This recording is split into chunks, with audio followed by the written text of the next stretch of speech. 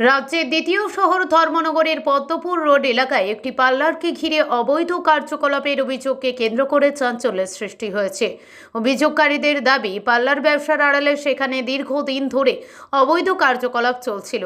এর আগে ধর্মনগর থানা রোড এলাকাতেও একটি পার্লারের আড়ালে একই ধরনের অভিযোগ উঠেছিল। অভিযোগ অনুযায়ী পার্লারের মালিকের সঙ্গে স্বামী সত্যজিৎ গোস্বামীকে আপত্তিকর অবস্থায় দেখতে পান স্ত্রী। বিষয়টি জানাজানি হতেই পার্লার চত্বরে উত্তেজনা ছড়িয়ে পড়ে বলে অভিযোগ। উত্তেজনার মধ্যে পার্লারে ভাঙচুরের ঘটনাও ঘটেছে বলে জানা গেছে। পরিস্থিতি উত্তপ্ত হয়ে উঠলে খবর পেয়ে ধর্মনগর থানার পুলিশ ঘটনাস্থলে পৌঁছে পরিস্থিতি নিয়ন্ত্রণে আনে।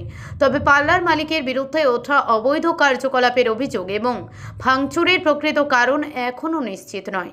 পুরো বিষয়টি বর্তমানে অভিযোগের পর্যায়ে রয়েছে। পুলিশি তদন্তের পরই ঘটনার প্রকৃত কারণ ও অভিযোগের সত্যতা স্পষ্ট হবে। ধর্মনগর প্রতিনিধি রিপোর্ট, প্রতিদিন ত্রিপুরা।